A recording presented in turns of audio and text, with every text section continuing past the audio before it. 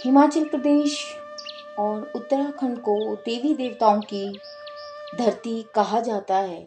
यहाँ की पारंपरिक संस्कृति की अपनी एक अलग छवि और पहचान है। हिमाचल के ग्रामीण इलाकों में आज भी त्योहार अपनी पुरानी परंपरा के अनुरूप मनाए जाते हैं।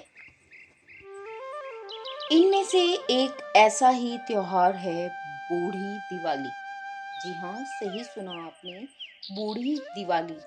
नाम सुन के आप कहेंगे कि ये कैसा नाम है।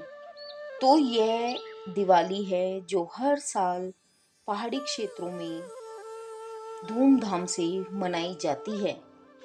बूढ़ी दिवाली एक ऐसा पर्व है जो सांस्कृतिक धरोहर को जीवित रखे हुए है और पारंपरिक दिवाली से भिन्न होते हुए भी एक विशेष महत्व रखती है।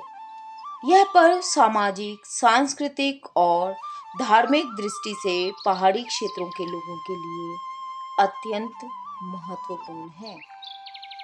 इसमें रीति रिवाज, लोक नृत्य और समुदाय की भागीदारी मुख्य रूप से नजर आती है, जो इन्हें खास बनाती है। किसी भी देश, राज्य की संस्कृति को जानना और पहचानना हो तो उसके त्योहारों को जानना और समझना पड़ता है। यह त्योहार और उत्सव ही मनुष्य के जीवन में सौहार्द लाते हैं। एक दूसरे को जानने पहचानने में त्योहारों का बहुत बड़ा योगदान होता है। पारंपरिक दीपावली में जहाँ लोग अपने घरों को दियों और लाइटों से सजाते हैं और पटाखे चलाते हैं, वहीं बूढ़ी दिवाली में आग जलाने और लोक नृत्य गीतों का बहुत अधिक महत्व होता है। इनमें पटाखे बहुत कम या बिल्कुल भी इस्तेमाल नहीं किए जाते, जिससे ये पर्यावरण के अनुकूल होती है। बूढ़ी दिवाली सामूहिक रूप से मनाई जाती है। इसमें पूरे गांव या समुदाय का एक साथ आना शामिल होता है। यह सामाजिक एकता और भाईचारे का प्रतीक है। पारंपरिक दिवाली में लोग मुख्य रूप से अपने घरों में परिवारों के साथ उत्सव मनाते हैं और यह उत्सव आप सामूहिक रूप से मनाते हैं।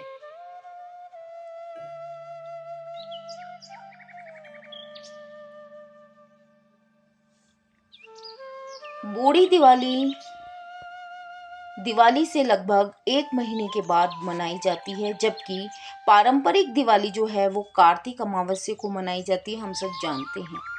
इसका कारण क्या है जो ये दिवाली 1 महीने बाद मनाई जाती है? कहते हैं कि हिमाचल और उत्तराखंड दूर दराज के क्षेत्रों में भगवान राम के अयोध्या लौटने का समाचार देरी से पहुंचा था।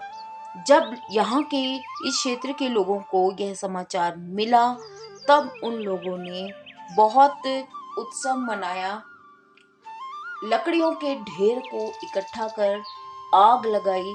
आग वो लकड़ियों के ढेर पर जो लगी वो बुराई का प्रतीक है।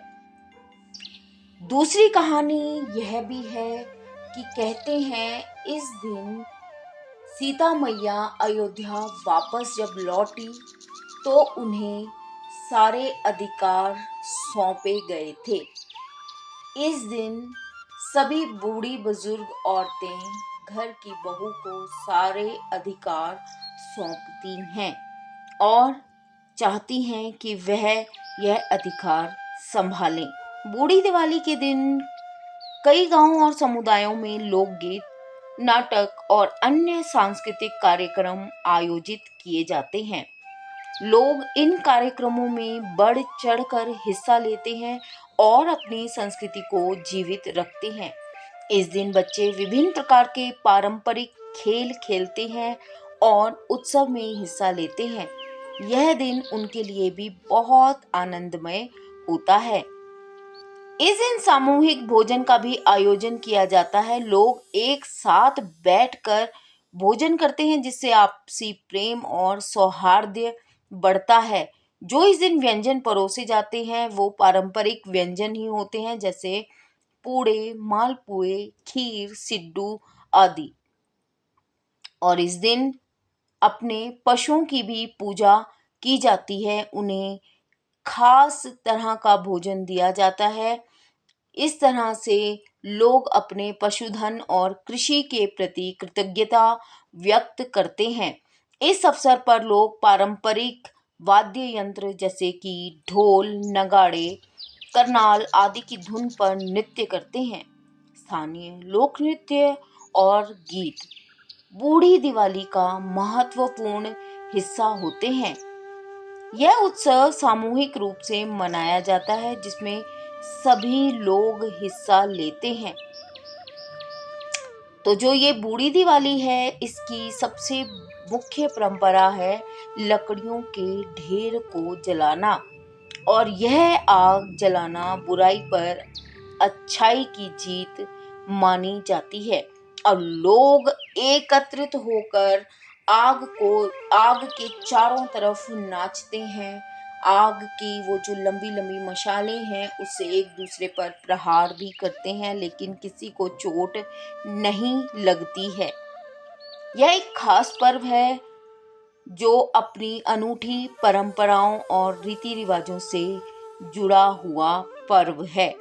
देवी देवताओं की पूजा और प्रार्थना से शुरू होता है पर्व। लोग अपने घरों में दीपक जलाते हैं, पूजा पाठ करते हैं। इस पूजा का उद्देश्य परिवार और समाज में खुशहाली और समृद्धि लाना होता है। कहते हैं कि बूढ़ी दिवाली मनाने के पीछे एक कारण यह भी है, यह त्योहार महाभारत काल से भी जोड़ता है आप सबको। कैसे? कहते हैं कि जब पांडव अपने वनवास के बाद लौटे तो उनके स्वागत में इस पर्व को मनाया गया। एक अन्य मान्यता यह है कि यह त्योहार राक्षसों पर देवताओं की विजय का प्रतीक है। यह त्योहार आग जलाने की परंपरा राक्षसों के नाश के प्रतीक के रूप में देखी जाती है। देखिए, कारण और मान्यताएं कुछ भी रही हों, मुख्य बात यह है कि यह लोग त्योहार मनाते हैं और बहुत ही खुशी से यह त्योहार मनाते हैं। बहुत सारे समुदाय एक साथ इकट्ठे होकर के इन त्योहारों को मनाते हैं और खुशहाल जीवन की कामना करते हैं। बूढ़ी दिवाली मनाने की परंपरा सदियों से चलती आ रही है और यह परंपरा हिमाचल के कुछ जिलों में, जैसे कि जिला कुल्लू, जिला मंडी, जिला सिरमौर, जिला शिमला के कुछ हिस्सों में है। और यह पर्व हर्ष और उल्लास के साथ लोग मनाते हैं। इस पर्व में लोगों को पुरातन संस्कृति की झलक देखने को मिलती है। प्रकाश उत्सव के प्रतीक के तौर पर यहाँ पर लोग मशालें जलाते हैं, पारंपरिक वाद्य यंत्रों की थाप पर झूमते हैं और अंबिका और भगवान परशुराम के किरदारों को निभाते हैं। यह निर्मल क्षेत्र में ऐसा हो रहा है और यह पर्व वैदिक काल से चलता आ रहा है। यह त्योहार किसी न किसी कहानी से जुड़ा हुआ है, जैसे कि रामायण महाभारत से तो जुड़ाव है ही, लेकिन कहते हैं कि इसका जुड़ाव परशुराम से भी है। तो कैसे? हम सब जानते हैं कि कुल्लू जिला को पहाड़ी काशी के नाम से जाना जाता है और यह नगरी भगवान परशुराम ने बसाई थी। पौराणिक मान्यताओं के अनुसार एक बार जब वह अपने शिष्यों के साथ भ्रमण कर रहे थे, उसी दौरान एक दैत्य ने सर्पवेश में भगवान परशुराम और उनके शिष्यों पर आक्रमण कर दिया था, जिस पर भगवान परशुराम ने अपने फरसे से उस दैत्य का वध किया। दैत्य का वध होने पर वहां के लोगों ने जमकर खुशियां मनाई, जिसे आज भी यहाँ पर बूढ़ी दिवाली वाले दिन मनाया जाता है। यहाँ पर आज भी महाभारत युद्ध के प्रतीक के रूप के जो युद्ध के दृश्य हैं वो अभिनीत किए जाते हैं। महत्वपूर्ण है कि इस दिवाली पर पटाखों का शोर नहीं होता, बल्कि ढोल नगाड़ों और यहाँ के जो स्थानीय नृत्य है और जो संगीत है उसका शोर देखने को मिलता है। तो दोस्तों, आज तो मैंने आपको जानकारी दी हिमाचल में क्यों मनाई जाती है बूढ़ी दिवाली। हिमाचल का बहुत ही पारंपरिक त्योहार है जो हिमालय क्षेत्र के ऊपरी क्षेत्र हिमाचल के ऊपरी क्षेत्रों में मनाया जाता है। क्यों मनाया जाता है, क्या कारण है, क्या परंपराएं हैं, इन सब की मैंने विस्तार से जानकारी दी। कोई जानकारी अगर मुझसे छूट गई हो तो आप डीएम करके पूछ सकते हैं।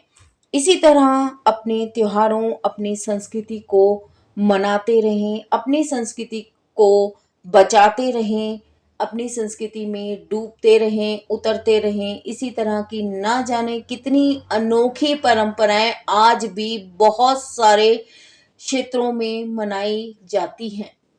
दोस्तों, आज का ब्लॉग कैसा लगा जरूर लिखिएगा। इसी तरह की जानकारी और मनोरंजन लिए हुए व्लॉग में मिलते हैं आगे। तब तक के लिए इस चैनल की होस्ट और आप सबकी दोस्त मैं दीपशिखा इजाजत दीजिएगा दोस्तों। Bye bye.